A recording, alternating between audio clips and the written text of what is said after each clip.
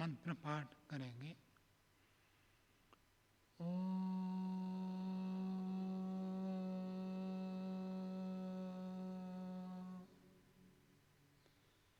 सहना भवतु सहनौ भुनक्तु सह वीर्यं करवावहै तेजस्विनावधीतमस्तु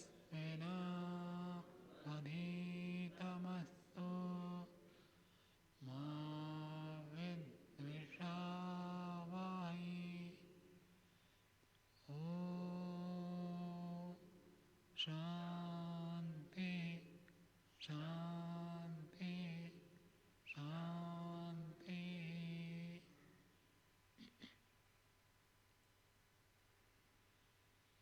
सांख्य दर्शन की 31वीं कक्षा है। सांख्य दर्शन में प्रथम अध्याय का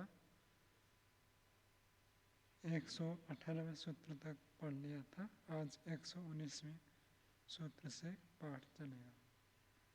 तो सांख्य दर्शन का जो मुख्य सिद्धांत है सत्कार्यवाद, उसके ऊपर चर्चा चल रही है। कार्य उत्पन्न होने से पहले भी वो कारण के अंदर छुपा हुआ था। यदि कार्य अभाव से कभी उत्पन्न नहीं होता है ही नहीं, उस अभाव से कोई कार्य जगत उत्पन्न हो जाए ये संभव नहीं है। दार्शनिक सिद्धांत है बिना कारण के कार्य की उत्पत्ति नहीं होती है। इसके ऊपर बहुत चर्चा हुई थी। निश्चित कारण द्रव्य से निश्चित कार्य द्रव्य ही उत्पन्न होता है, ये सब नियम बताए थे। तो कारण द्रव्य के अंदर कार्य द्रव्य को उत्पन्न करने की क्षमता है, तो इसलिए कारण से कार्य की उत्पत्ति होती है, बिना कारण के होता ही नहीं है। और उसी प्रसंग को ही आगे बढ़ाते हैं। अत्र संकते, पूर्व पक्षी की ओर से 119वां सूत्र है। सूत्र बोलिए। भावे भावयोगः चेत न वाच्यम। कहते भावे भावयोगः, भाव का अर्थ सत्तात्मक, कोई भी कारण द्रव्य सत्तात्मक है और उसमें यदि भावयोग, उसमें यदि कार्य द्रव्य का भाव अस्तित्व आप स्वीकार करते हैं, कारण द्रव्य के अंदर कार्य यदि है ऐसे यदि मानेंगे तो कहते हैं न वाच्यम, तो आप कह नहीं सकते। क्या नहीं कह सकते? किसी की उत्पत्ति हुई है ये नहीं कह सकते। हम कहते हैं मकान था नहीं, मकान की उत्पत्ति हुई, कहते उत्पत्ति वाली बात आएगी नहीं, क्योंकि आप तो मानते हैं मकान पहले से था। रोटी पहले से आटे के अंदर विद्यमान है, तो रोटी की उत्पत्ति नहीं कह सकते। पूर्व पक्षी का सूत्र है। तो सांख्य सिद्धांत है कार्य द्रव्य उत्पन्न होने से पहले कारण द्रव्य के अंदर छुपा हुआ है। पूर्व पक्षी उसके ऊपर आपत्ति जता रहा है। यदि आप पहले से मानेंगे तब किसी की भी उत्पत्ति हुई ये आप नहीं कह सकते। सूत्रार्थ हो गया। भावे कारण द्रव्य में भावयोग कार्य द्रव्य की उपलब्धि कहें तो किसी भी पदार्थ की उत्पत्ति नहीं कहना चाहिए। भाष्य देखिए। भावे भावयोग चेत, कारणात्मके भावे भावयोगः कार्यात्मकस्य भावस्य योगः विद्यमानत्वं चेत। यदि कारण द्रव्य के अंदर पहले से ही आप मान रहे भावयोग, कार्य द्रव्य पहले से उसके अंदर विद्यमान है, ऐसा यदि मानेंगे तो आपत्ति आगे बता रहे। तदा न वाच्यम, कार्यस्य उत्पाद अनुत्पाद विषय न वक्तव्य। आप ये नहीं कह सकते रोटी उत्पन्न हुई, रोटी बन गई है, रोटी नहीं बनी है, ये नहीं कह सकते। आज जल्दी जाना है, भोजन जल्दी करना है, तो पाकशाला पहुँचे तो वो कहता है भोजन अभी बना नहीं है। भोजन बना नहीं तो पूर्व पक्षी कह रहा बना नहीं कैसे? आप तो कहते हैं कारण द्रव्य के अंदर पहले से विद्यमान है, आटे के अंदर रोटी पहले से विद्यमान है, तो रोटी बनी नहीं ये तो आप कह नहीं सकते। कभी भी जाओ आटा है तो रोटी भी है मानना पड़ेगा आपको। ऐसे ही ये तो आटा और रोटी का उदाहरण दे दिया, कोई भी बात है। अब ये मकान नहीं बना है तो कहते मकान नहीं बना ये नहीं कह सकते, कारण द्रव्य तो विद्यमान है।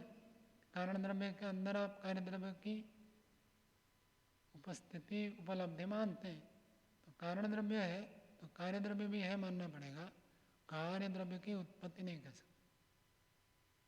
जो कल स्मारिका बांटी गई है, कल ही अहमदाबाद से आई है पुस्तक, आप लोगों को पता है ना, पहले नहीं आए थे तो जल्दी बना कर दो, तो पर कहता बनाना क्या है? यदि पहले से ही कार्य द्रव्य विद्यमान है तो अभी पुस्तक बनी नहीं है, पुस्तक छपी नहीं है, ऐसे नहीं कह सकते। कारण द्रव्य पहले से, कागज पहले से, स्याही पहले से, सब कुछ पहले से कारण द्रव्य, तो पुस्तक नहीं बनी है ये बात बनेगी नहीं, तो ये उसका आक्षेप है। न वक्तव्यम कार्यस्य उत्पाद अनुत्पाद विषय न वक्तव्यम। कार्य उत्पन्न हुआ, कार्य उत्पन्न नहीं हुआ, ऐसे नहीं कहना चाहिए। अल्पविराम यद्वा कार्यम उत्पन्नम न उत्पन्नम न वक्तव्यम स कार्यम उत्पन्नम।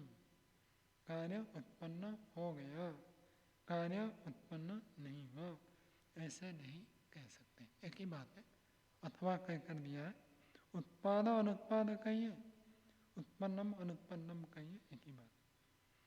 न उत्पन्नम न उत्पन्नम, ये सिद्धांत के रूप में पूर्व पक्षी अपने बात पर रख रहा है कि यदि आप पहले से ही मानेंगे,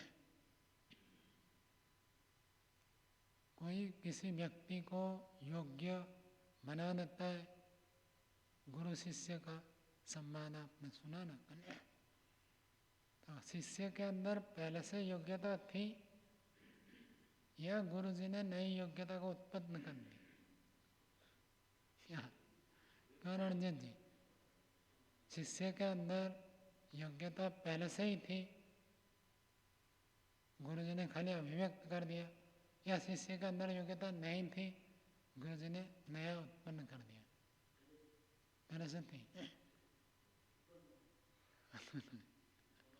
दो ही तो बात है, एक ना हो तो दूसरा हो। हाँ अच्छा, नहीं ना, आपने तो पहले वैश्विक पढ़ा ना। हाँ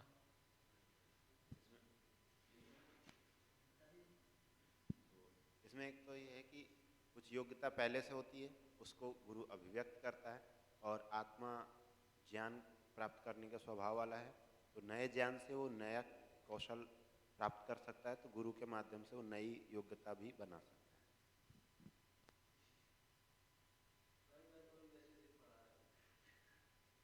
वैश्विक आप, ये तो व्यवहारिक बात है, वैशेषिक की क्या आप इतना नहीं जानते? अभी छोटा बच्चा होता है, उसको जंगल में फेंक मतलब रख दिया जाए तो वो कुछ नहीं सीख सकता, इसलिए गुरु ने उत्पन्न कराई है पहले से। उत्पन्न कराया,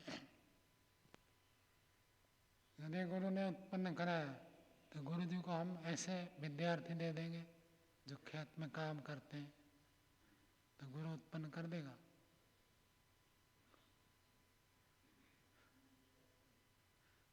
स्वामी जी, पुरुषार्थ अगर कोई भी करेगा तो वो चीज़ तो उत्पन्न ही होगी ना।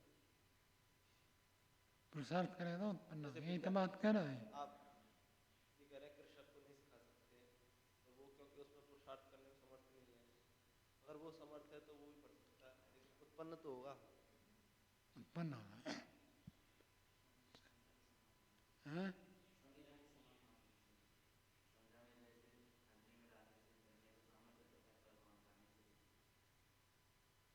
अभिव्यक्त बात है, सामर्थ्य सबके अंदर है, गुरु जी केवल अभिव्यक्त कराते हैं।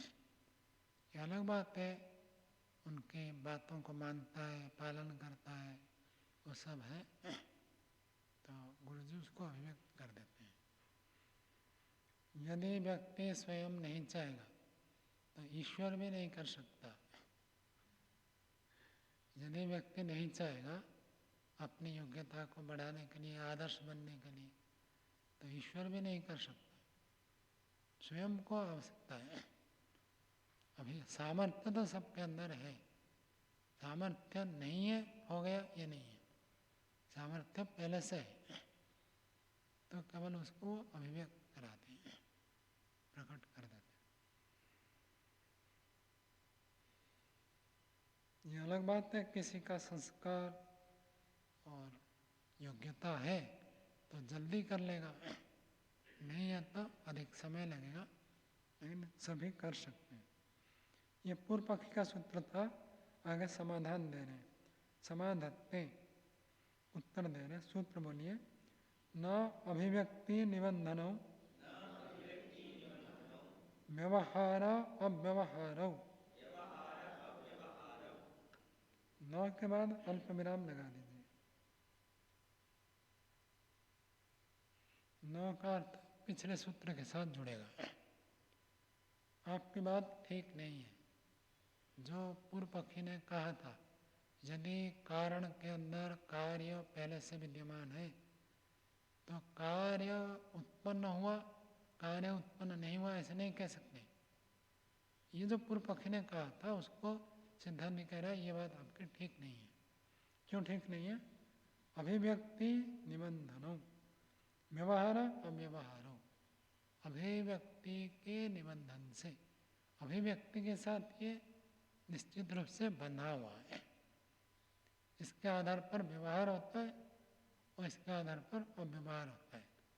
जब अभिव्यक्त हो जाए तो व्यवहार होगा, जब अभिव्यक्त नहीं है तो व्यवहार नहीं होगा। आटे से जब रोटी बन जाए तो आप खा सकते हैं, व्यवहार हो जाएगा। और आटे से रोटी बनी नहीं है तो आप खा नहीं सकते, इतनी सी बात है। ऐसे मिट्टी से घड़ा बन गया तो आप व्यवहार कर सकते, पानी रख सकते, प्रयोग कर सकते। मिट्टी से घड़ा बना नहीं तो आप प्रयोग नहीं कर सकते, उपयोग नहीं कर सकते। व्यवहार और व्यवहार अभिव्यक्ति के साथ जुड़ा हुआ है। अभिव्यक्त हो जाए तो व्यवहार में आ जाता है, अभिव्यक्त नहीं है तो कारण द्रव्य के अंदर छुपा हुआ रहता है, तब व्यवहार नहीं कर सकते।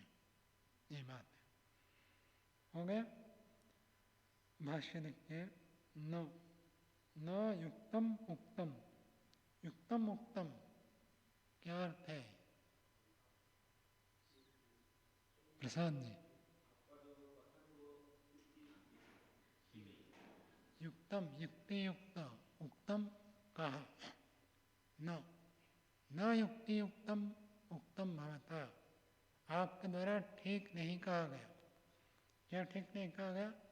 कारण द्रव्य के अंदर कार्य यदि विद्यमान है तो उत्पन्न होना ये नहीं कह सकते।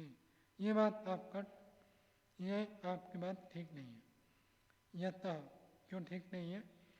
आगे लिख रहे हैं, अभिव्यक्ति निबंधनौ व्यवहार अव्यवहारौ कार्यवस्तुनः अभिव्यक्ति निमित्तौ तस्य उत्पाद अनुत्पाद व्यवहारौ स्तः। कार्यवस्तुनः षष्ठी है, कार्यवस्तु का अभिव्यक्ति निमित्तौ, अभिव्यक्ति निमित्त वाले दो है। क्या? उत्पाद अनुत्पाद, उत्पन्न होना उत्पन्न न होना, ये जो दो व्यवहार है अभिव्यक्ति से निमित्त है, अभिव्यक्ति से जुड़े हुए हैं। यदि अभिव्यक्त हो गया तो वो उत्पन्न कहा जाता है, अभिव्यक्त नहीं हुआ तो उसको अनुत्पन्न कह दिया जाता है पहले से। आटे के अंदर रोटी उत्पन्न होने की क्षमता पहले से है। जब रोटी बन जाती है तब वो उत्पन्न कह दिया जाता है, और जब रोटी नहीं बनी है तो अनुत्पन्न कह दिया जाता है। अंतर इतना ही है, अभिव्यक्तवाद और उत्पत्तिवाद, इसको स्पष्टता से जानना चाहिए। जैसे मिट्टी लेकर घड़ा बनाते हैं तो घड़ा पहले था नहीं, हुआ नया, तो उसको कहते हैं उत्पत्तिवाद। और घड़ा पहले से रखा हुआ था, जैसे आप लोग यहाँ आए, आने से पहले लाइट दरवाज़ा सब बंद है, तो आपने दरवाज़ा खोलकर लाइट जलाई तो ये सब प्रकट हो गए। ये जब प्रकट हो गए इनको कहते हैं अभिव्यक्ति। तो सांख्य और योग दर्शन का जो सिद्धांत है उसको अभिव्यक्तिवाद कहते हैं। अभिव्यक्तिवाद का अर्थ होता है पहले से विद्यमान, केवल प्रकाशित हो गया। पहले अंधेरा था तो देख नहीं पा रहे थे, अब प्रकाश हो गया तो अब देखने में समर्थ हो गए, नया उत्पन्न नहीं हुआ। इसी को कहते हैं अभिव्यक्तिवाद, केवल अभिव्यक्त हुआ। ये टेबल बन गया, टेबल नया उत्पन्न हुआ नहीं। टेबल बनने से पहले क्या था? लकड़ी, लकड़ी बनने से पहले पेड़, पेड़ से पहले मिट्टी, मिट्टी के अंदर ही था, मिट्टी से निकला फिर जाकर मिट्टी में मिल जाएगा। ये सब बदलते रहते हैं, इसी को कहते हैं अभिव्यक्तिवाद। इसी का ही दूसरा नाम सत्कार्यवाद। सत्कार्य का अर्थ होता है कार्य उत्पन्नात् पूर्वम सत् आसीत्। कार्य उत्पन्न होने से पहले कारण के अंदर छुपा हुआ था, अभाव नहीं था, इसका नाम है सत्कार्यवाद। इसी का ही नाम है अभिव्यक्तिवाद। तो अभिव्यक्ति के निमित्त से उत्पन्न और अनुत्पन्न का व्यवहार होता है। आगे देखिए तीसरी पंक्ति, गुप्तम सत् तिष्ठति कार्यम। गुप्त होकर कार्य विद्यमान रहता है। आप कहेंगे रोटी तो दिख नहीं रही है, कहता रोटी दिखेगी नहीं, रोटी आटे के अंदर छुपी हुई है, तो अनभिव्यक्त रूप में रहती है। यदा अभिव्यक्तताम प्राप्नोति बराबर प्रकटी भवति तदा तस्य उत्पाद इति उच्यते। कार्य द्रव्य कारण द्रव्य के अंदर गुप्त होकर छुपा रहता है, और जब वो अभिव्यक्तिता को प्राप्त करता है तब प्रकटी भवति। प्रकटी भवति का रूप है, चुई प्रत्यांत है। अप्रकटम प्रकटम भवति इति प्रकटी भवति। जो पहले अप्रकट था बाद में प्रकट हो जाता है, उसको कहते हैं प्रकटी भवति। तदा तस्य उत्पाद इति उच्यते। तब उसका उत्पाद, उत्पाद का अर्थ उत्पन्न कहा जाता है। आगे कहते हैं न यदा न अभिव्यक्तता आपनोति तदा तस्य अनुत्पाद प्रच्यते। और जो अभिव्यक्त नहीं होता है तब तक अनुत्पन्न हम कह देते हैं। उत्पन्न और अनुत्पन्न किसके आधार पर है? अभिव्यक्ति के आधार पर। कौन कह रहा? सिद्धांति कह रहा। कोई भी वस्तु उत्पन्न हुआ अर्थात वो अभिव्यक्त हो गया, और उत्पन्न नहीं हुआ मतलब अभी अभिव्यक्त नहीं हुआ। भात नया नहीं बनता है, चावल के अंदर है, गर्म पानी में आपने डाल दिया तो भात प्रकट हो जाता है। जब तक गर्म पानी में नहीं डाला, बोरी के अंदर रखा है, तब तक अनभिव्यक्त कहो, अप्रकट कहो। अप्रकट रूप में भात विद्यमान है, प्रकट नहीं है अभी। तो ये प्रकट अप्रकट के आधार पर उत्पन्न अनुत्पन्न कह दिया जाता है। उदाहरण दे रहे, तिलेषु तैलम सत पीड़नेन अभिव्यज्यते यथा। तिलों में तेल विद्यमान है, पीड़नेन अभिव्यज्यते, पीड़ने से, पीसने से, तिल को पीसते हैं तो तेल निकलता है। कहाँ था? तिल के अंदर ही था, अनभिव्यक्त रूप में था। कहानी आपने सुना ना, वो पूछता है आपका भगवान यदि सब जगह है तो सब जगह दिखता क्यों नहीं? तो बच्चा एक गिलास दूध ले लेता है, कहता दूध के अंदर घी कहाँ है? दिखता नहीं है। तो घी है या नहीं दूध में? दूध के अंदर भी घी है लेकिन दिखता नहीं है। क्यों नहीं दिखता? अनभिव्यक्त रूप में है। अभिव्यक्त कब होता है? जब उसको जमाएंगे, दही बनेंगे, मक्खन निकालेंगे, फिर गरम करेंगे, तब जाकर उसमें अभिव्यक्त होगा, प्रकट होगा। तो ऐसे ही कहते हैं घी नहीं था, ऐसे नहीं कहना। घी पहले से था, केवल अनभिव्यक्त रूप में था, और जब प्रकट हो गया तब अभिव्यक्त माना जाता है। यदा न अभिव्यक्तम अभिव्यक्ततम आपनोति तदा तस्य अनुत्पादः। तो हम कह देते हैं घी अभी उत्पन्न नहीं हुआ, जब बना देते हैं तो घी प्रकट हो गया। आगे देखिए, अभिव्यक्तिम आश्रित्य तस्य प्रयोग व्यवहार अव्यवहारौ च भवतः। अभिव्यक्ति के आधार पर उसका प्रयोग व्यवहार अव्यवहार दोनों होते हैं। अभिव्यक्त हो जाए तो प्रयोग कर सकते हैं, अभिव्यक्त नहीं है तो प्रयोग नहीं कर सकते। जब घड़ा मिट्टी से अभिव्यक्त हो गया तब आप घड़े को लेकर पानी भर कर रख सकते हैं, प्रयोग कर सकते हैं। और जब तक घड़ा बना नहीं, अभिव्यक्त नहीं हुआ, तो आप पानी रखकर पी नहीं सकते। प्रयोग का व्यवहार अव्यवहार उस अभिव्यक्त के आधार पर होता है। जब तक अभिव्यक्त नहीं हुआ तब तक प्रयोग नहीं कर सकते। अभिव्यक्त हो जाए तो प्रयोग कर सकते हैं। तो ईश्वर किस रूप में है? अभिव्यक्त अनभिव्यक्त? अनभिव्यक्त रूप में है। अभिव्यक्त कब होगा मनोज जी? ईश्वर कब अभिव्यक्त होगा? समाधि में। तो समाधि क्यों नहीं लगाते? स्वामी जी पूछते थे ना, तो समाधि क्यों नहीं लगाते आप? क्यों मनीष जी? ईश्वर अभी सब जगह है या नहीं है? तो फिर आपको बोध क्यों नहीं हो रहा?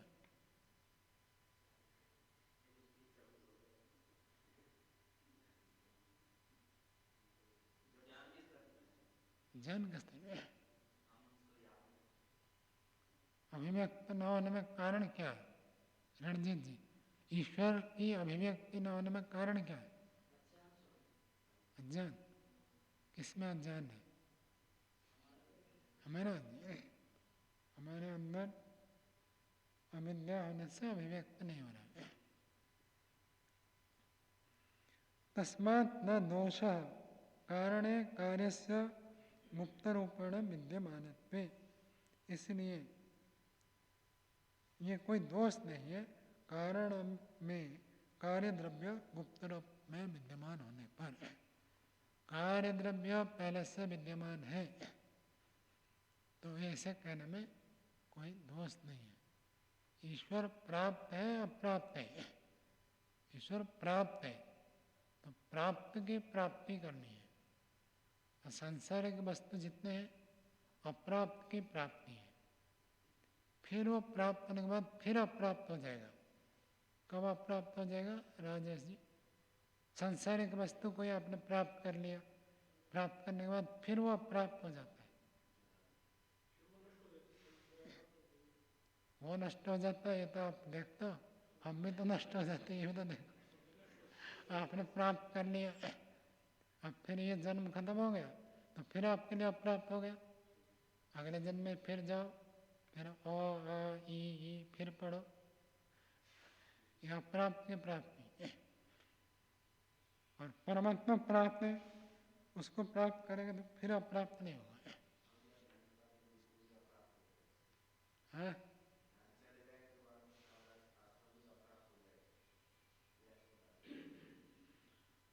चलो आगे देखो 37 पृष्ठ में अथच और एक का हेतु दे रहे सूत्र बोलिए नाश कारणलय। याद कर लेना ये सूत्र, जहाँ भी कभी नाश कहेंगे तो इसका अर्थ अभाव नहीं होता है, नाश का अर्थ अभाव नहीं है। महर्षि पाणिनि जी ने भी सूत्र बनाया नश अदर्शन है, अदर्शन हो जाने को कहते हैं नाश। तो वही बात यहीं पर भी बताते हैं, नाश का अर्थ कारण में लय हो जाना, कारण में लीन हो जाना, कारण में परिणत हो जाना। कार्य रूप में है तो अभिव्यक्त है, और जब कार्य टूट जाता है तो कारण में लीन हो जाता है, कारण में परिणत हो जाता है, कारण में बदल जाता है। हमारे अंदर जो संस्कार है उनका विनाश होता है तो क्या हो जाता है? कौन योग दर्शन आप बताओ, आपने पढ़ लिया। हमारे अंदर जो संस्कार है उनका विनाश हो जाता है तो क्या होगा? कारण लय है ना। क्यों चंद्रदेव जी, प्रश्न समझ में आया?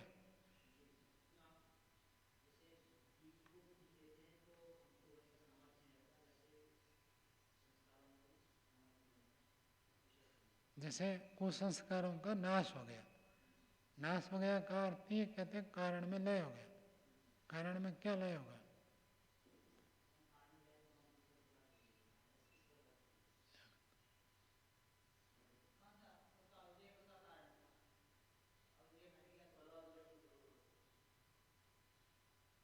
क्यों आप बताइए। नहीं, हाँ, संस्कार जो है गुण है, और गुण हमेशा द्रव्याश्रित है। वो जो द्रव्य है, द्रव्य क्या है? किस द्रव्य में रहता है संस्कार? मन कहो चित्त कहो एक ही बात है। तो चित्त में परिणाम होता है, फिर चित्त जब टूट फूट कर खत्म हो जाता है तब जीवात्मा पूर्ण रूप से मुक्त होता है।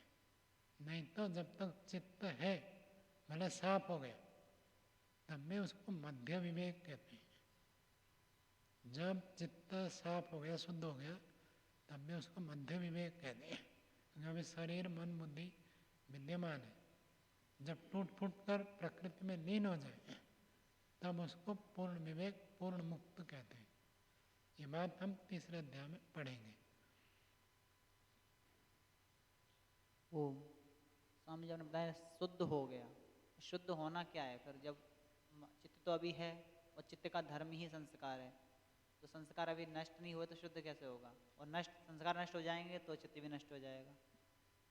ना, संस्कार बदलते हैं, वस्तु के धर्म बदलते हैं। ये सांख्य और योग की ये बात है। तो सांख्य और योग कहते देखो मिट्टी कभी नष्ट नहीं होता है। मिट्टी है, अभी ढेले का धर्म है, ढेले को आपने कूट दिया तो चूर्ण बन गया, मृत कण धर्म आ गया। फिर उनको पानी मिला दिया, लोंदा बन गया, लोंदा धर्म आ गया। फिर लोंदा धर्म घड़े धर्म में परिणत हो गया, फिर घड़ा टूट गया तो ठिकरा बन गया। तो मिट्टी नहीं बदली, तो चित्त अभी नष्ट नहीं हुआ, चित्त तो वही है, संस्कार बदलते हैं। वही संस्कार पूरा अच्छे, जब वही संस्कार अच्छे हो जाएंगे, वही संस्कार बुरे हो जाएंगे बदल करके। नहीं नहीं, वही संस्कार नहीं, चित्त अलग चीज है। यहाँ तो धर्म बदल रहे ना, वही धर्म नहीं है। मिट्टी वही है, मिट्टी के स्थान पर चित्त को लीजिए। और जो ढेला, फिर मिट्टी के कण, लोंदा, घड़ा, ठिकरा, ये धर्म है। तो वही व्यक्ति पहले क्रोध कर रहा था, अभी प्रेम करेगा, तो धर्म बदल गया, चित्त वही है। तदेव चित्तम, चित्त नहीं बदल रहा, चित्त द्रव्य नहीं बदला, चित्त का गुण बदल गया। उसी को कोई कह देता चित्त बदल गया, वो अलग बात है। चित्त तो जन्म के समय जो मिला वही रहेगा मुक्ति तक। जो मुक्ति के बाद जो हमें मिला था चित्त, वो तो खाली था, उसमें कुछ था ही नहीं, कोई धर्म नहीं था उसका। अब उसमें बाद में क्रोध धर्म उत्पन्न कोई हुआ। धर्म मतलब द्रव्य बिना धर्म के नहीं होता, ये भी आप जानते हैं। तो कुछ ना कुछ तो धर्म है। हाँ, जो हमारा नैमित्तिक धर्म है ऐसे कुछ नहीं था, ना उसके अंदर क्रोध का धर्म था, ना उसके अंदर राग का धर्म था, दोनों धर्म से रहित है। लेकिन चित्त का जो स्वाभाविक धर्म होगा वो तो रहेंगे। तो ये तो नैमित्तिक धर्म है, ये कहाँ, ये कैसे उत्पन्न नैमित्तिक धर्म माँ के गर्भ में आने से प्रारंभ होते हैं। वैशेषिक में आपने पढ़ा है, जाति विशेषाच, जाति विशेष से राग आदि धर्म चित्त में उत्पन्न होते हैं। चित्त के धर्म थे ही नहीं, फिर उत्पन्न कैसे हो जाएंगे? कुछ ना होने पे तो उत्पन्न होता नहीं, फिर होने पे उत्पन्न होता वस्त्र है। है तो मलिन होगा, फिर आपको साफ करना पड़ेगा। आप कहेंगे कहाँ से होंगे? ये बिगाड़ने के लिए प्रयत्न करने की आवश्यकता नहीं है, सुधार के लिए प्रयत्न की आवश्यकता है। बिगड़ने के लिए उसमें कुछ आना होता है, वस्त्र वस्त्र मलिन होता है तो मैल उसमें आके लगता है, बाहर से कुछ आता है। तो चित्त में ऐसा क्या बाहर से आ गया चित्त जो से उसमें मलिन बाहर हो? से इंद्रियों का ज्ञान आता है। इंद्रिय दोषात संस्कार दोषात च अविद्या, इंद्रियों के दोष से अविद्या उत्पन्न होता है। तो उसमें कोई परिवर्तन हो जाएगा जब जब इंद्रियों से ज्ञान आएगा अंदर, तो चित्त में कोई परिवर्तन होगा तात्विक दृष्टि से? परिवर्तन दो प्रकार, एक गुणात्मक एक द्रव्यात्मक, दोनों प्रकार के परिवर्तन होंगे और अभी भी हो रहे हैं। कोई भी व्यक्ति है चित्त को बिल्कुल अपरिवर्तनीय कर नहीं सकता। यदि अपरिवर्तनीय हो जाएगा तो नित्य हो जाएगा ना। हर व्यक्ति का चित्त द्रव्यात्मक भी बदलता है, ज्ञानात्मक भी बदलता रहता है और ये सतत चलता रहता है। अब जब अच्छाई की ओर बढ़ते हैं तो वो फिर बुराई से बच जाता है, तो फिर मुक्ति तक पहुंच जाता है। और जब तक वो प्रयत्न नहीं करेंगे तो बुरे संस्कार तो पड़ेंगे। ओम नमस्ते स्वामी जी। जो योगी चित्त को नष्ट करना मतलब तात्पर्य क्या है? योगी जीवन मुक्त व्यक्ति योगी, तो चित्त को नष्ट करना मतलब समझ में नहीं आया। चित्त को नष्ट, आगे क्या शब्द बोल रहे हो? नष्ट करना, आप जो अभी बोले थे उसके ऊपर प्रश्न था, तो नष्ट नहीं करना है। जैसे जीवन मुक्त हो गया, मृत्यु हो गई, तो मृत्यु के बाद उसका चित्त ईश्वर तोड़ देगा, तोड़कर प्रकृति में लीन कर देगा। ईश्वर तोड़ेगा, और योगी नहीं तोड़ेगा ना? योगी चित्त को तोड़ नहीं सकता। ठीक है, तोड़ नहीं सकता। तो कारण लय मतलब आपने कारण में लय हो जाना, तो चित्त को नष्ट कर देना, आपने ये शब्द प्रयोग किया था तो समझ में नहीं आया। तो सत्वर स्तंभ में जाएगा, ईश्वर करेगा ना? तो यह तो बात कथा है, भाई मकान टूटकर धरती में मिल गया। अब ये कहो अथवा कहो बुलडोजर से तोड़ दिया कहो, अथवा मकान टूट गया कहो, एक ही बात है। ओम नमस्ते स्वामी जी। जो अभी आप कह रहे थे कि द्रव्य में परिवर्तन और गुणात्मक दृष्टि से और द्रव्यात्मक दृष्टि से वस्तु में परिवर्तन होगा, तो जो मन है सृष्टि के आदि में एक ही उसका मतलब सत्वरज तम की जो भी मात्रा है वो निश्चित बनाई है और प्रलय तक वैसी ही रहेगी।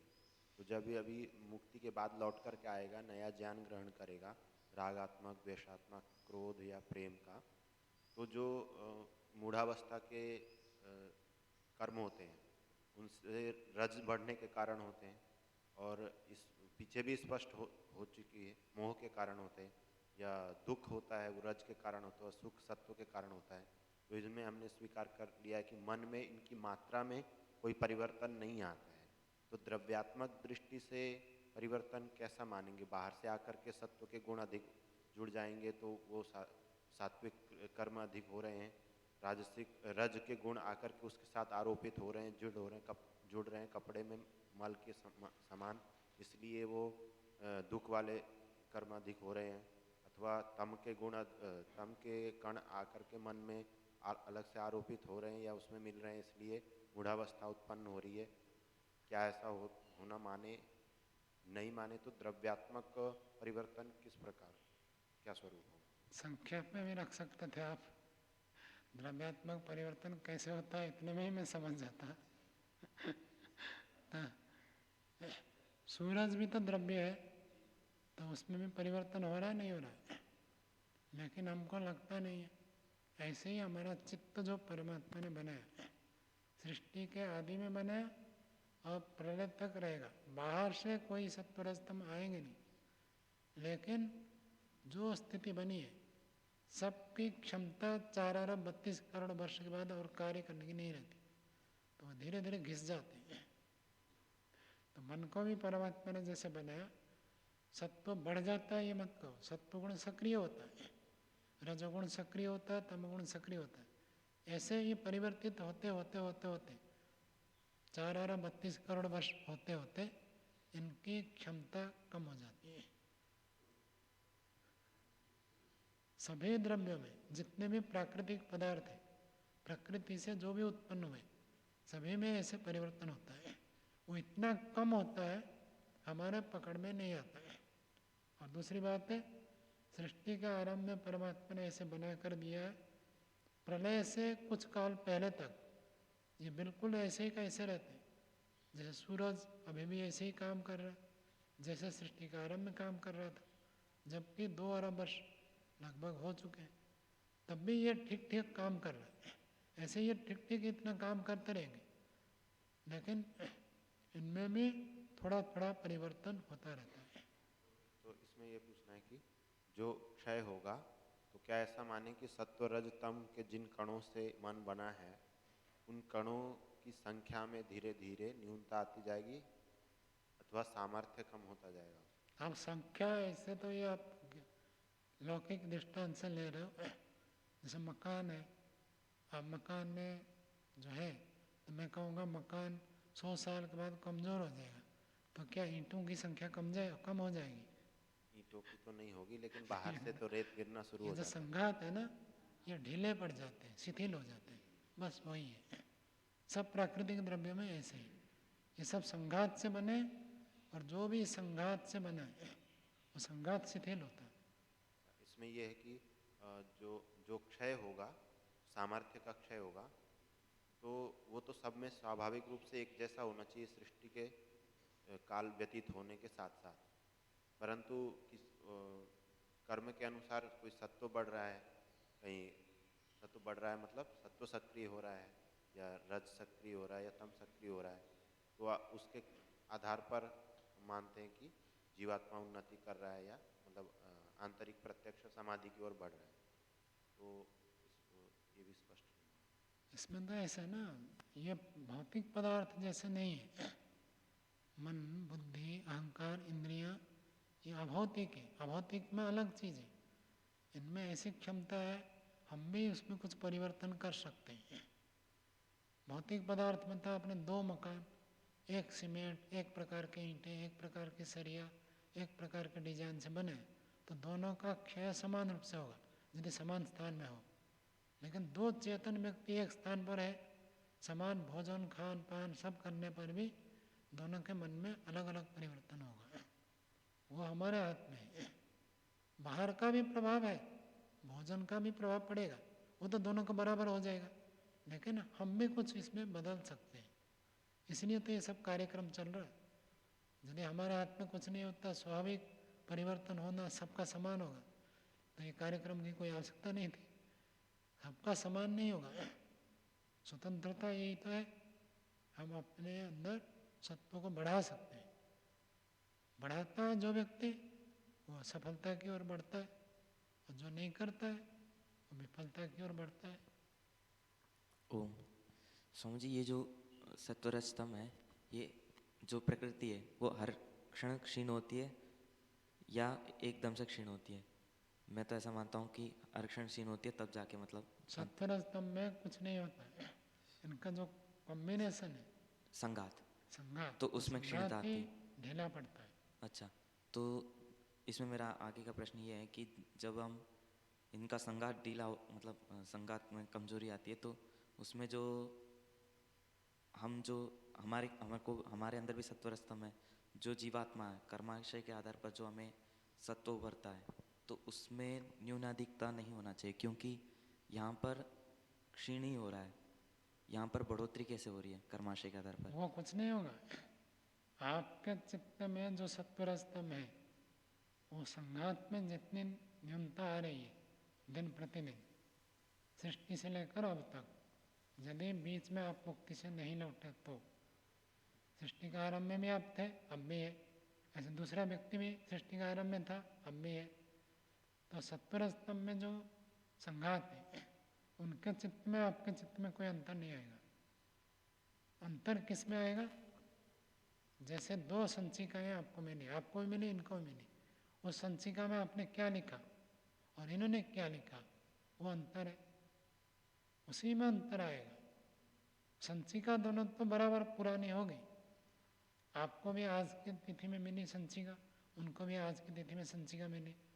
संचिका मान लो 20 साल तक रहेगी, तो वो आपका भी 20 साल में पुराना हो जाएगा, उनका भी पुराना हो जाएगा। ऐसे नहीं कि वो धर्म अध्यात्म की बात लिखते हैं तो संचिका नहीं बनी रहेगी। मन में तो ऐसे कुछ नहीं होगा। मन में जो संस्कार पड़ रहे हैं वो संस्कार भिन्न भिन्न होंगे।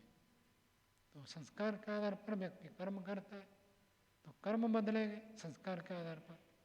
संस्कार को हम बदल सकते, मन को नहीं बदल सकते। चित्त निरोधे तत्व न निरोधो,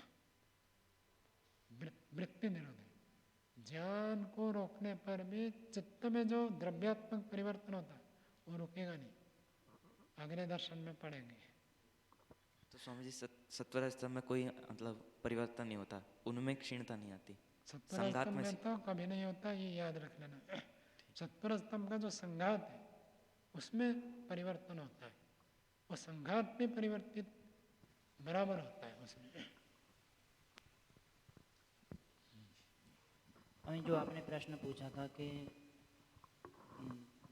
जो अविद्यादि क्लेश हैं इनका कारण में लय होना क्या है, उसका उत्तर तो आया नहीं, इतनी सारी चर्चा। उसका उत्तर है ये जो क्लेश है ये गुण है। गुण बदलते कर्म द्रव्य के आधार पर, पूरा तब नष्ट होगा जब तक न हो जाए। दग्ध बीज, तब भी बीज बना रहता है, बीज गायब नहीं हुआ। हाँ, बीज के अंदर अंकुर उत्पन्न की क्षमता मर गई, क्लेश तो है, क्लेश मर गए, लेकिन क्लेश गायब हो गए नहीं। कब नष्ट हो गए? जब कापी को ही आपने जला दिया, संचिका को आपने नोटबुक को जला दिया, तो उसमें लेख कहाँ से रहेंगे? तो ये जो कापी को आपने जला दिया, नोटबुक को नष्ट कर दिया, ये होगा चित्त जब टूट फूट कर प्रकृति में लीन हो जाए। जब जीवात्मा मुक्ति में जाता है तब उसका चित्त टूट फूट कर प्रकृति में लीन होता है, तब ये बिल्कुल ही गया। क्लेशों का दग्ध बीज होना वो स्वरूप है। हाँ, दग्ध बीज होने पर भी महर्षि ने ये लिखा है, कोई कितना भी बड़ा योगी हो अपने माता पिता का नाम भूलता नहीं है, अन्य चीज़ों को भूल जाता है। ये अलग बात है, अपने माता पिता का नाम सुनने से कोई व्यक्ति बहुत प्रभावित हो जाता है, योगी प्रभावित नहीं होता है, याद तो उसको भी रहते हैं। माता पिता का तो क्या, अपने नाम से भी वो पृथक अनुभव करता है। ज्ञान तो रहेगा, संस्कार ज्ञानात्मक वो तो रहेंगे, द्रव्य नष्ट हो जाए तो पूरा एक खत्म। ये सब बात बताएंगे, द्रव्यों को ही नष्ट करना, द्रव्यों से ही हटना।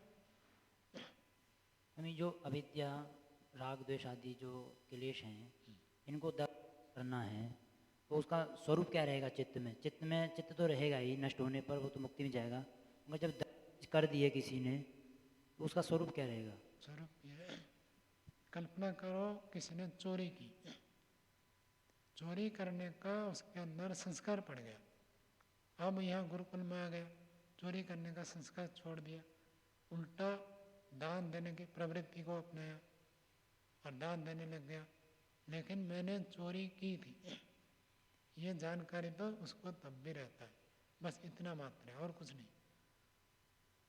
दोबारा चोरी करूं ये प्रभाव नहीं रहेगा उसके ऊपर, वही उसका नाश है, वही उसका दग्धबीज स्वरूप है।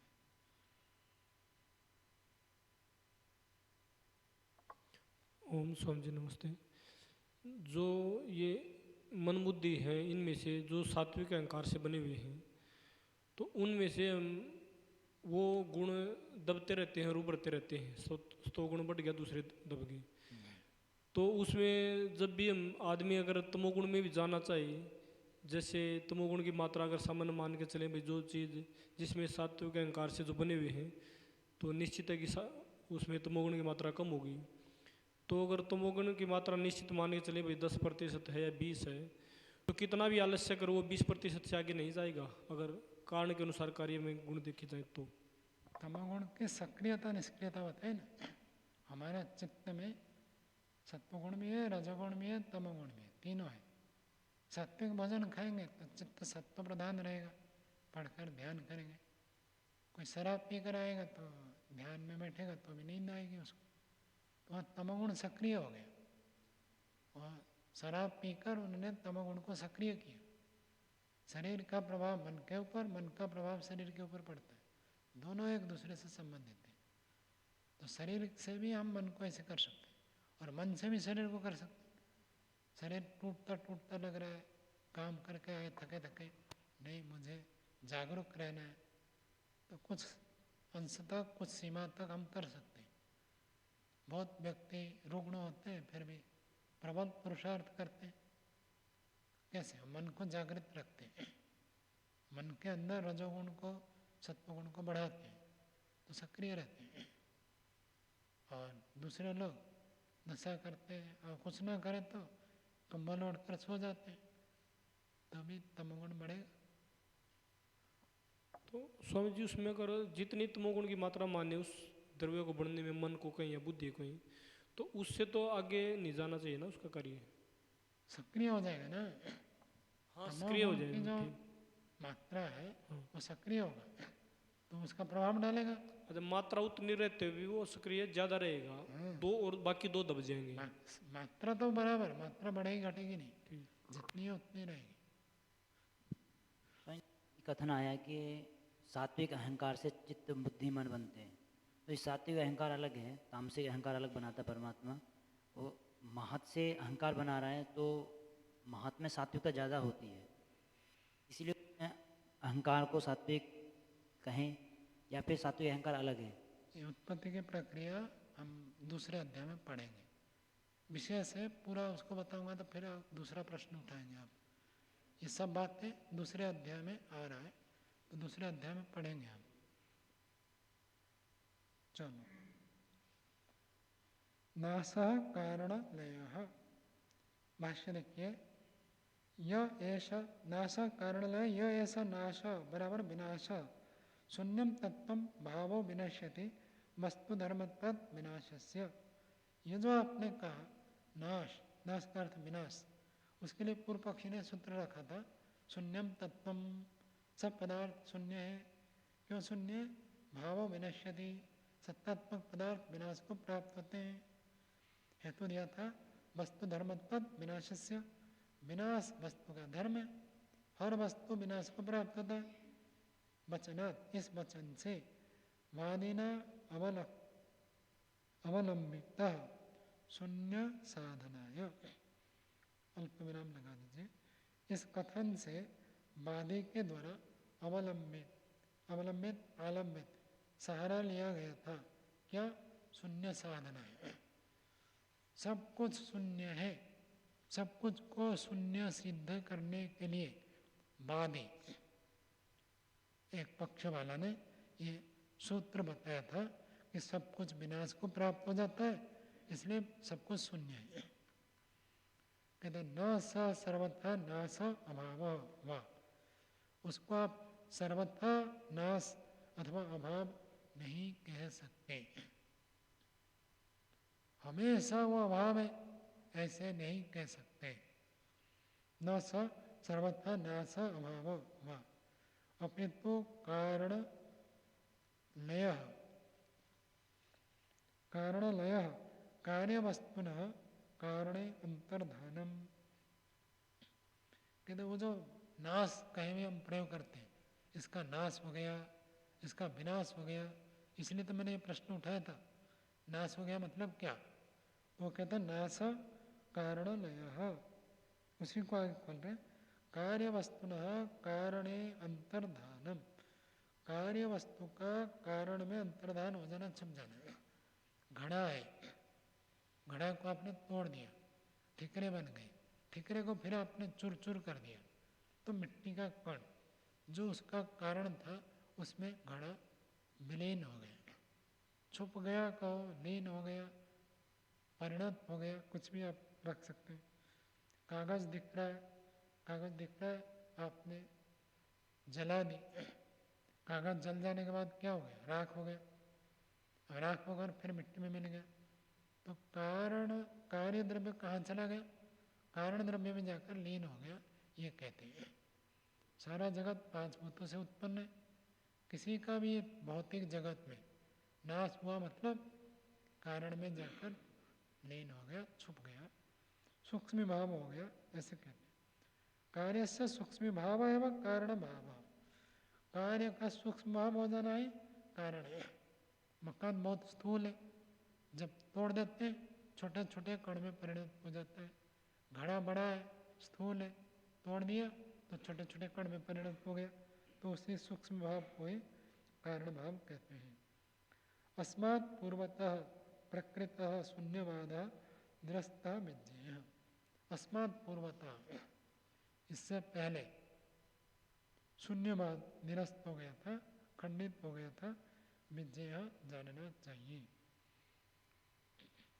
आगे देखिए, यदि एवं, एक और ठीक कर लीजिए। ओम स्वामी। जैसे नाश कारण लय बता रहे, तो जैसे कार्य का कारण में लय हो जाना नाश है, तो फिर उसी कारण से वही कार्य पुनः उत्पन्न हो सकता है। वही कारण मतलब कारण एक नहीं होता, जाति में यदि आप कहेंगे तब तो ठीक है, लकड़ी मिट्टी में मिल गया और मिट्टी से लकड़ी उत्पन्न हो जाएगा, लेकिन आप कहेंगे इस लकड़ी से जितनी मिट्टी बनी उतनी ही मिट्टी से ही लकड़ी बन जाए, ऐसे कभी नहीं होगा। तो फिर ये जो यथापूर्वमाकल्प यत् कहते हैं, तो वही सत्वर स्तंभ है, वही बनता है, फिर वही मिल जाता है। सत्वर स्तंभ जाति में हो गया ना, सत्वर स्तंभ से ही जगत बना, प्रलय होने के बाद फिर सत्वर स्तंभ, लेकिन सत्वर स्तंभ के जिन कणों से ये माइक अभी बना है, अगले सृष्टि में भी उसी सत्वर स्तंभ के उन्हीं कणों का ही लेंगे। मान लीजिए 10,000 परमाणु है, तो उन्हीं परमाणु से ही बन जाएगा, ऐसे नहीं है। तो मतलब ये सत्वर स्तंभ बनते रहती है, ये ऐसा। आज इस सत्व के साथ इस राज का संबंध है, बाद में टूट कर नष्ट हो गया तो दूसरे के साथ होगा अगली सृष्टि में।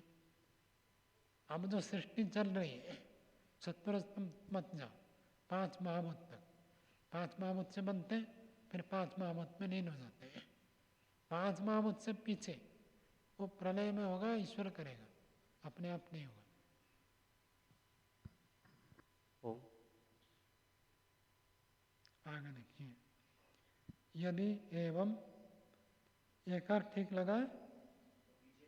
हाँ, तो यदि एवं नाशः न सर्वथा नाशः अभावः किंतु अभिव्यक्तिं प्राप्तस्य व्यक्तस्य व कार्यवस्तुनः कारणलयः सूक्ष्म भावः अव्यक्त भावः पुनश्च तथैव अव्यक्त रूपस्य सूक्ष्मस्य कश्चित् पूर्व पदार्थः स्यात् अभिव्यक्ति हेतु। तो ये कहते हैं यदि नाश का अर्थ आप कहते हैं कि सर्वथा विनाश नहीं होता, घड़े का नाश हो गया, घड़े का विनाश हो गया, मकान का विनाश हो गया, तो हम कहते हैं विनाश तो हुआ नहीं, क्या हुआ, कारण में जाकर लय हो गया, घड़ा टूटकर मिट्टी में मिल गया, लकड़ी जाकर मिट्टी में मिल गया, शरीर मिट्टी में मिल गया, ये हम कहते हैं। किंतु अभिव्यक्ति प्राप्तस्य व्यक्तस्य, अभिव्यक्ति को प्राप्त हुआ व्यक्तस्य बराबर कार्यवस्तु ने, जो कार्यवस्तु अभिव्यक्त हुआ था वो कारण लय, कारण में जाकर लीन हुआ। सूक्ष्म भाव, जो पहले स्थूल था वो स्थूल अब सूक्ष्म में परिणत हो गया, कहते सूक्ष्म भाव। अव्यक्त भाव, उसी को कह दिया अव्यक्त भाव है। पुनश्च तथैव अव्यक्त रूपस्य सूक्ष्मस्य कश्चित् पूर्व पदार्थ, वो जो अव्यक्त हो गए, घड़ा टूट गया, घड़ा टूटकर किस में लीन हो गया, मिट्टी में, तो कहना मिट्टी भी तो किसी न किसी का कार्य है। मिट्टी किसका कार्य है? पार्थिव परमाणुओं का को 5 महाभूत है। 5 महाभूत में पृथ्वी परमाणु, उसमें अन्य परमाणु भी मिलते हैं, तब ये जो स्थूल मिट्टी हमको दिखाई देता है। पीछे भी बताया था, जल का अर्थ ही है जल का परमाणु नहीं, उसमें सब मिक्स है। पृथ्वी का अर्थ है जो धरती देखते हैं, ये केवल पृथ्वी परमाणु नहीं, इसमें तो सब है। पृथ्वी भी है, जल भी है, अग्नि भी है, वायु भी है, सब मिले हुए हैं। तो पृथ्वी मूल जो परमाणु है, उस परमाणुओं से मिट्टी का कण उत्पन्न होता है, और परमाणु को मिलाकर तो मिट्टी का भी कोई ना कोई कारण होगा। वो भी तोड़ेंगे तो कहीं ना कहीं जाकर लीन होगा, और फिर उस कण को भी यदि हम तोड़ेंगे वो भी कहीं ना कहीं जाएगा, फिर उसको भी तोड़ेंगे तो कहीं ना कहीं जाएगा। कहते ऐसे यदि आप मानेंगे पूरा विनाश नहीं होता है तो अनवस्था दोष आ जाएगी। कौन कह रहा है?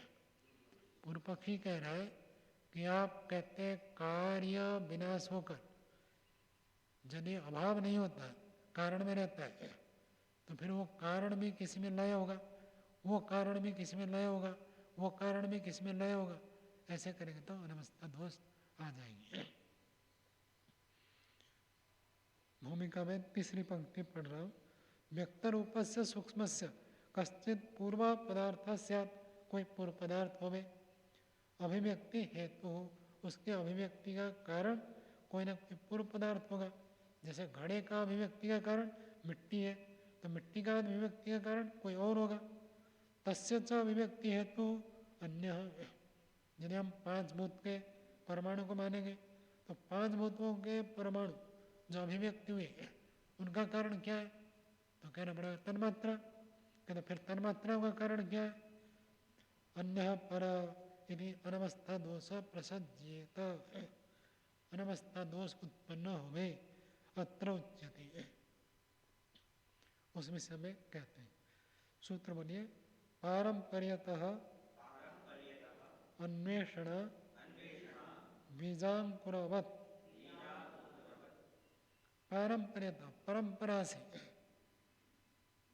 पहले बीज है, पहले वृक्ष है, पहले बाप है, पहले बेटा है, पहले मुर्गी है, पहले अंडा है। जैसे ये प्रश्न है उसी प्रकार से कहना चाहते हैं। तो कहीं ना कहीं आपको तो जाकर देखना पड़ेगा।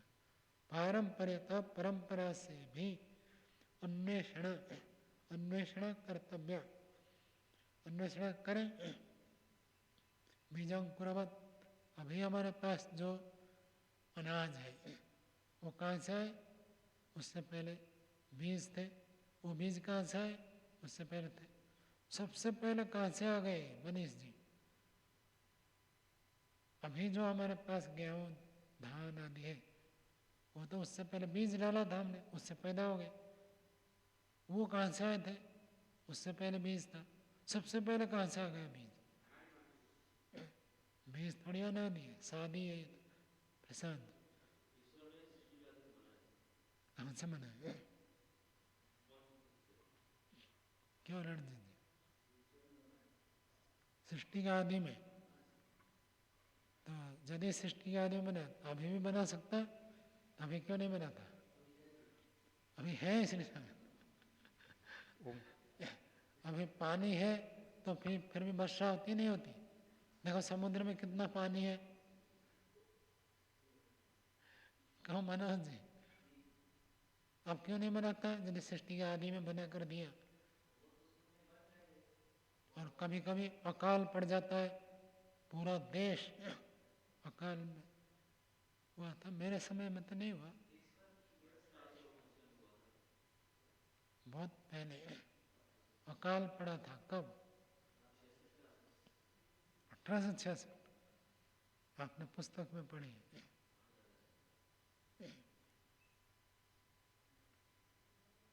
क्यों शिवनाथ जी, सृष्टि का आरंभ में बना था, अभी क्यों नहीं बना था ईश्वर?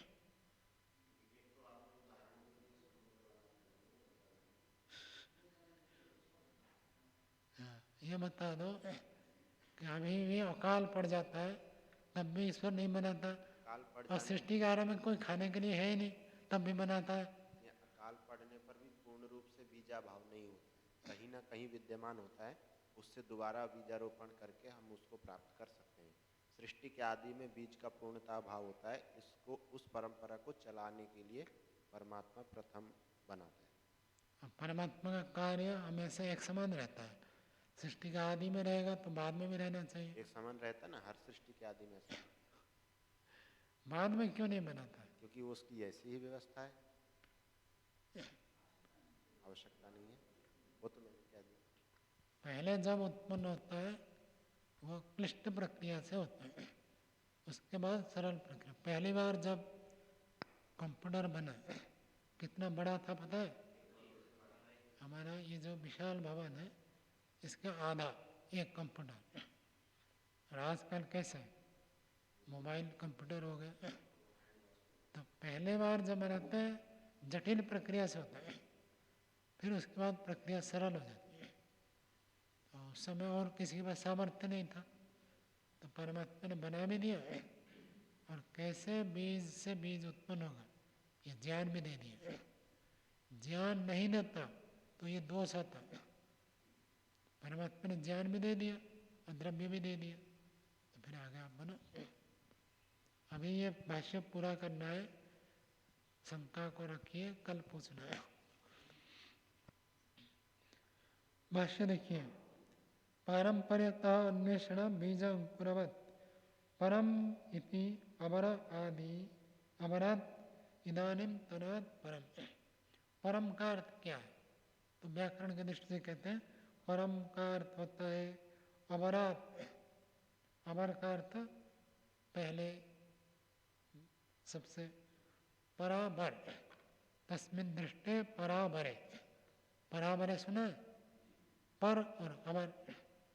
पर उत्कृष्ट को भी कहते हैं और देश की दृष्टि से भी पर अमर होता है।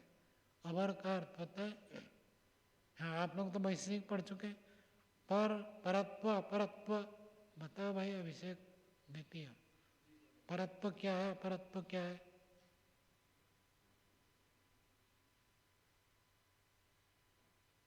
परत्व क्या होता है और अपरत्व क्या होता है? देश काल की दृष्टि से परत्व अपरत्व गुण है। हाँ, तो परत्व कोई बताओ। जैसे शिवनाथ जी मेरे अपरत्व और वो रणजीत जी परत्व है। परत्व है। तो परत्व का अर्थ दूर हो गया और अपर का अर्थ नजदीक हो गया। जो अपर है उसी के लिए ही संस्कृत में और एक शब्द है अवर।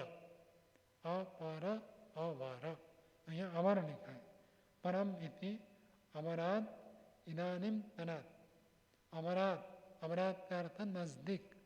नजदीक कौन सा है? कहते इदानीम तन, इदानीम अब, इदानीम तन, तन प्रत्यय हो गए। फिर अद्यत्व, अद्यत्व का अर्थ आज काल की अपेक्षा से।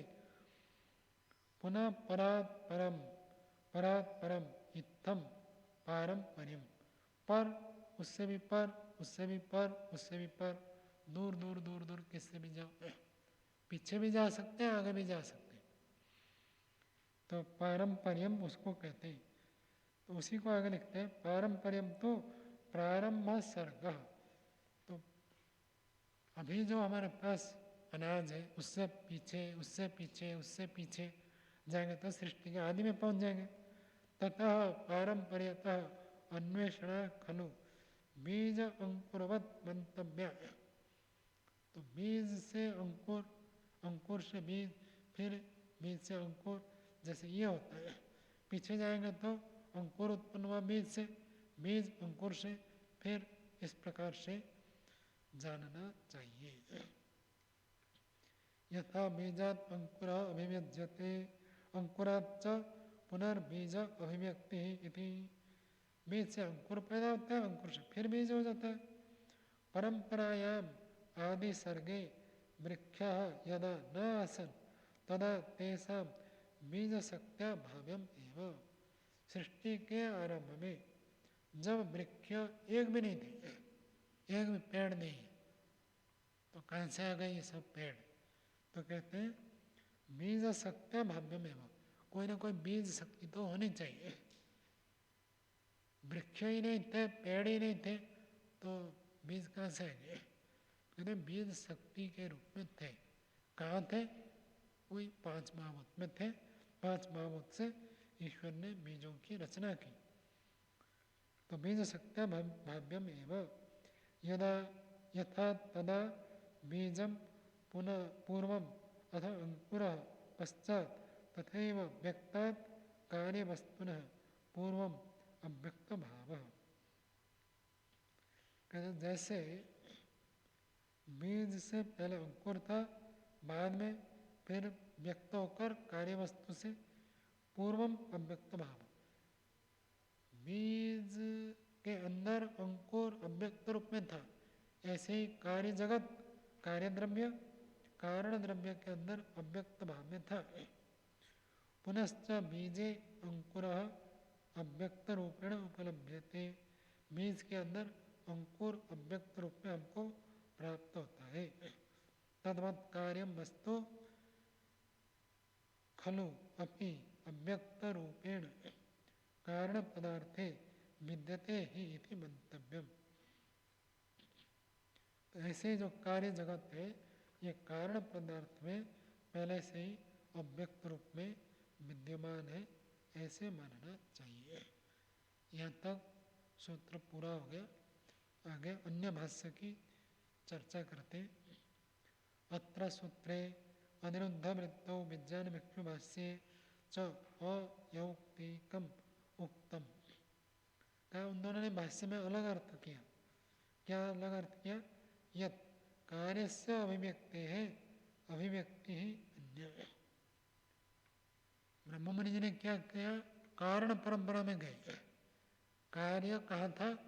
कारण के अंदर अव्यक्त रूप में था, यह अर्थ ब्रह्ममुनि जी ने किया। वो कारण में जो कारण जो है वो कहाँ था? वो उसके कारण में अव्यक्त रूप में था, उसके कारण में अव्यक्त रूप में था, ऐसे अर्थ ब्रह्ममुनि जी ने किया। उन दोनों ने क्या किया? ये जो कार्य अभिव्यक्ति हुआ, इस कार्य से नया कार्य अभिव्यक्त होगा, ये कार्य कारण बन जाएगा, इससे एक नया कार्य अभिव्यक्त होगा, उससे एक नया कार्य अभिव्यक्त होगा, उससे नया कार्य अभिव्यक्त होगा, ऐसे अर्थ उन दोनों ने किया। कार्य से अभिव्यक्ति है अभिव्यक्ति ही अन्य। एक कार्य की अभिव्यक्ति से दूसरे कार्य की अभिव्यक्ति, उससे अन्य, उससे अन्य। इति परंपरा अनवस्था दोष अवतारित किया। तो उन दोनों ने ऐसे अनवस्था दोष को अवतारित किया। तो हमें आकार लगा दीजिए, अवतारित।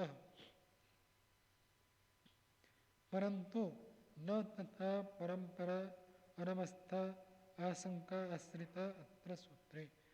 ब्रह्ममुनि जी कह रहे कि उसी प्रकार के अनवस्था को यहाँ पर आशंका नहीं करनी चाहिए। क्यों नहीं करनी चाहिए? क्योंकि ये कारण को बताना चाहते हैं। कारण के अंदर कार्य अव्यक्त रूप में है, कार्य से कार्य उत्पन्न होगा, ये सूत्र का अभिप्राय नहीं है। किंतु अत्र सूत्रे तो नाश कारणलयः यदि पूर्व सूत्रतः कारण परंपरा आशंका अपेक्षते। तो ब्रह्ममुनि जी कह रहे हैं क्योंकि ऊपर वाला सूत्र क्या था? नाश कारणलय। तो कारण में लय होता है, वो किस में लय होता है? वो अपने कारण में, वो अपने कारण में। कारण प्रक्रिया में तो जाना ठीक है, क्योंकि ऊपर वाला सूत्र में कारण लय बताया, उन लोगों ने कार्य परंपरा को ले लिया।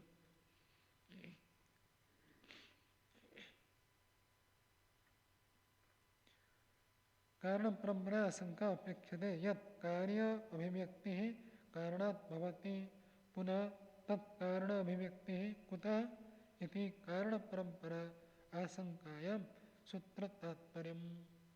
तथैव बीजांकुरवत् कारण परंपरायां उदाहरणं दत्तम्। बीज का सा अंकुर, तो कारण परंपरा को दिखा रहे, तो कार्य परंपरा को नहीं लेना चाहिए, ये उनका अभिप्राय।